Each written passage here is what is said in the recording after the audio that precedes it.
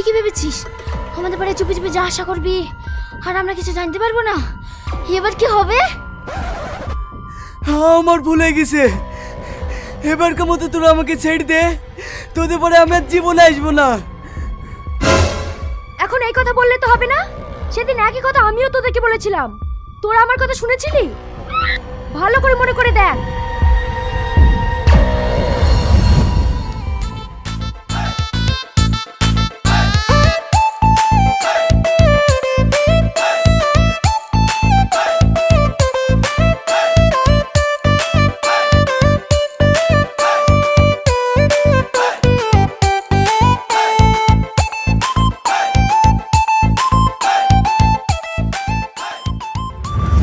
কি হলো, মনে পড়লো? কার সাথে কথা বলছিস? মার ওকে। তোদের হাত ধরছি, এবারকার মতো আমাকে ছেড়ে দে। না না, তোর কোনো কথা শুনবো না। কান ধরে উঠবাস কর, উঠবাস কর।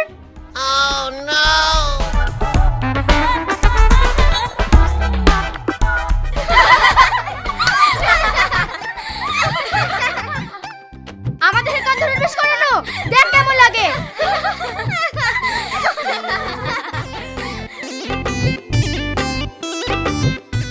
তারা আজকে সভাপতিকে কি সব বলছি।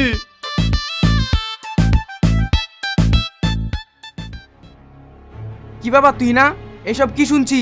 ইয়াসিন নাকি তোমাদের পাড়ায় গিয়েছিল, ওকে নাকি তোমরা অপমান করেছো? হ্যাঁ স্যার, করেছি। আমাদেরকে লাইলে আমরাও কাউকে ছেড়ে দেবো না। মানে? কিছুদিন আগে আমরা ওদের পাড়ায় গিয়েছিলাম, ওরাও আমাদেরকে অপমান করেছে। আমি একটা জিনিস বুঝতে পারছি না, তোমরা এসব কি শুরু করেছো? তোমাদের এই উত্তর পাড়া দক্ষিণ পাড়ার ঝামেলা কবে বন্ধ হবে বলো তো? স্যার, শুরুটা আমরা আগে করিনি, শুরুটা ওরা আগে করেছে। না স্যার, ওরা আমাদেরকে এই ক্লাবে ঢুকতে দেয় না, আমাদেরকে ফুটবলও খেলতে দেয় না। কেন স্যার, আমরা মেয়ে বলে কি ফুটবল খেলতে পারবো না? অবশ্যই পারবে, কিন্তু ঝামেলা করে তো আর সবকিছু সমাধান হয় না। মেয়েরা খেলবে ফুটবল, যা যা বাড়ি গিয়ে রুটি বানাগা। স্যার, আমরা খেলবো ওদের সঙ্গে ফুটবল ম্যাচ। যদি আমরা হেরে যাই তাহলে আমরা কোনোদিন এই ক্লাবে পা রাখবো না। আর যদি ওরা হেরে যায় তাহলে কিন্তু ওদেরকে কোনোদিন এই ক্লাবে পা রাখতে দেবো না। এসব কি বলছো? তোরা খেলবে আমাদের সাথে ম্যাচ? হ্যাঁ, কেন ভয় পাচ্ছিস? তোদের শর্ট টাইমে রাজি, কিন্তু টোটাল 3টে ম্যাচ হবে। ঠিক আছে, তাই হবে। তাহলে স্যার কালকে ম্যাচের ব্যবস্থা করুন। ঠিক আছে।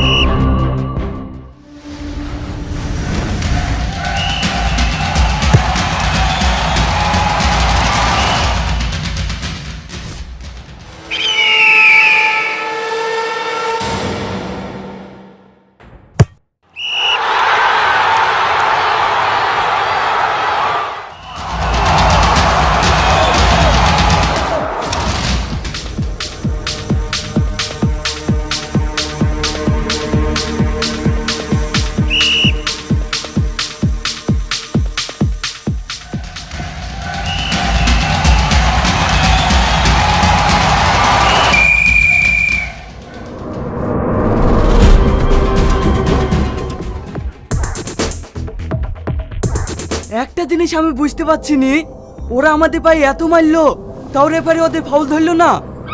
শুধু কি তাই, পুরো অফসাইড দিয়ে গোল দিল, তাও রেফারি ওদের অফসাইড ধরলো না। এটা কেমন যেন মনে হচ্ছে। দেখ ওই শালা রেফারি ওদের কাছে ঘুষ খেয়েছে, ধরে নিয়ে আয় ওই শালা রেফারিকে, ওকে দেখছি।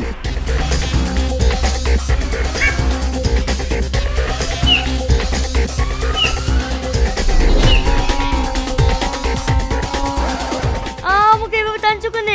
আমি কিছু করিনি। দেখো কাজ থেকে তো খুব খারাপ হয়েছে। একটা কথা বল, মেয়েটা যে আমাদের পায়ে মেরে খাম করে দিল, তুই ফাউল ধরলি না কেন? বল, নাহলে কিন্তু এখানে শেষ করে দেবো। কত টাকা ঘুষ খেয়েছিস বল, বল। আমি কোনো ঘুষ খাইনি। তাহলে শোনো,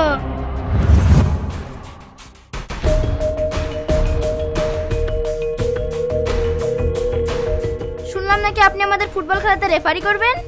হ্যাঁ, আমি যাচ্ছি তোমাদের রেফারি হিসাবে। শুনেন, আমাদেরকে কিন্তু এই ম্যাচটা জেতাতে হবে। মানে? হ্যাঁ, আমরা যাই করি আপনি কিন্তু ফাউল ধরতে পারবেন না। আর যদি আপনি ফাউল ধরেন তাহলে আমরা সব মেয়েরা গিয়ে আপনার নামে থানায় ইফটিজিং এর কেস করব। এইসব তোমরা কি বলছো? তুমি আমাকে হুমকি দিচ্ছ? হ্যাঁ, সেটাই মনে করুন। আর যদি আপনি আমাদের কথা না শুনেছেন তাহলে আপনি পরে বুঝতে পারবেন। এই চল।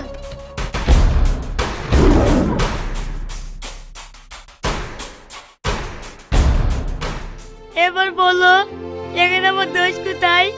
যদি ওরা আমার নামে থানায় কেস করতো, এই বই আমি ওদের ফাউল ধরে নিকো।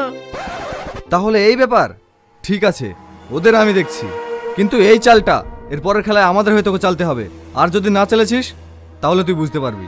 কথাটা তুই ভালো করে ভেবে দেখিস। এ আমি রেফারি করতে কি জেলায় পণ্য, এখন আমি কোন দিকে যাই?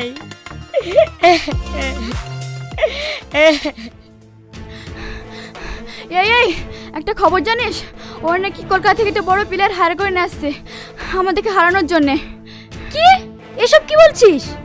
হ্যাঁ, আমি একজনের মুখে শুনলাম ওই ছেলেটা নাকি একটু পরে নাজিরপুর বাস স্ট্যান্ডে নামবে। ঠিক আছে, আমিও দেখছি কিভাবে ওরা পরের ম্যাচ জেতে। এই তোরা যা, গিয়ে নাজিরপুর বাস স্ট্যান্ডে দাঁড়া। ওই ছেলেটা বাস থেকে নামা তো মেরে ওর পা ভেঙে দিবি, যাতে ও হারে খেলাই ভুলি যায়। ঠিক আছে।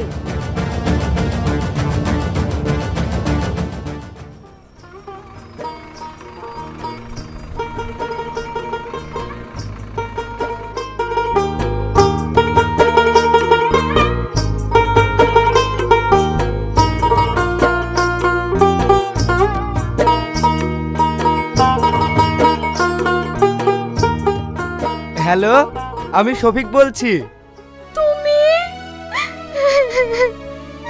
এতদিন পর আমার কথা মনে পড়লো।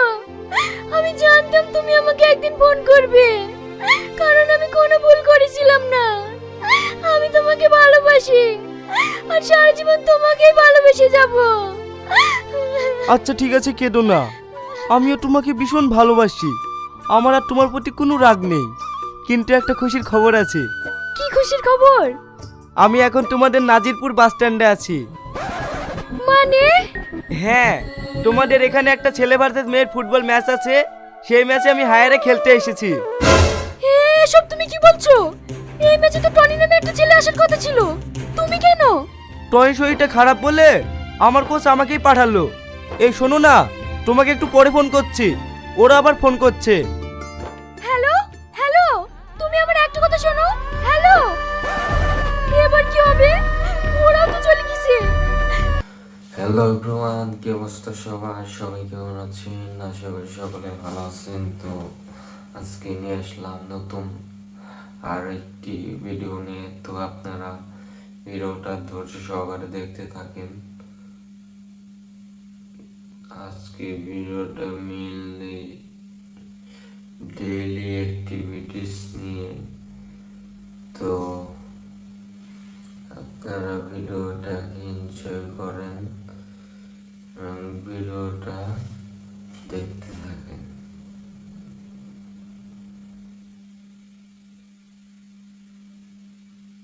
আর আমার পিছনে যে ব্যাকগ্রাউন্ডটা আছে, ব্যাকগ্রাউন্ডটা কেমন লাগতেছে আপনারা অবশ্যই জানাবেন।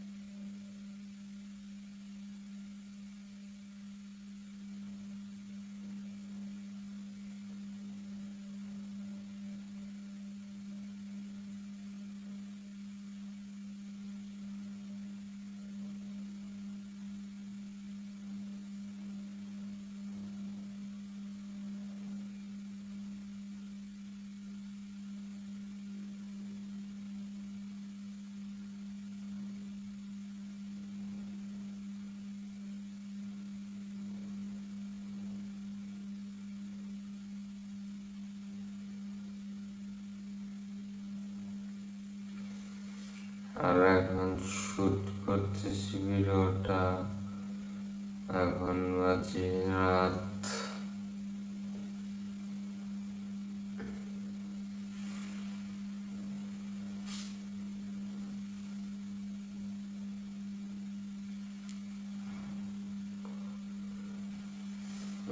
একটু সাদা, তার কারণে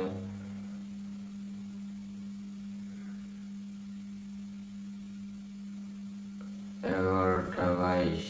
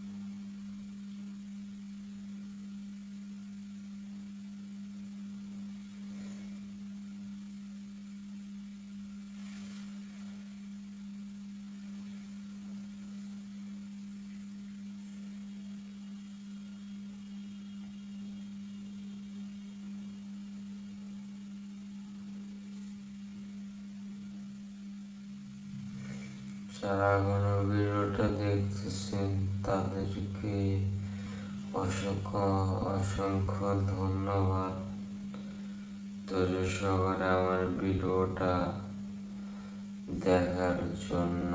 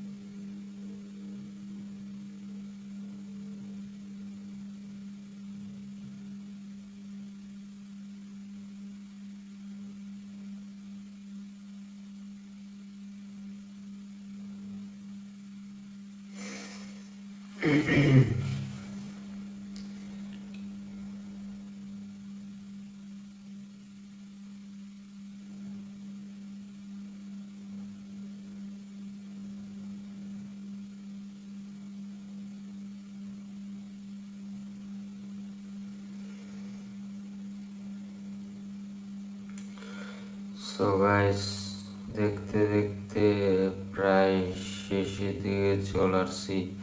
আজকে এখানে বিদায় নিতে হচ্ছে। তো দেখা হবে আবার পরবর্তী নতুন কোনো ভিডিওতে। তো ততক্ষণ আপনারা সুস্থ থাকবেন, ভালো থাকবেন। আজকের মতো এখানেই বিদায়।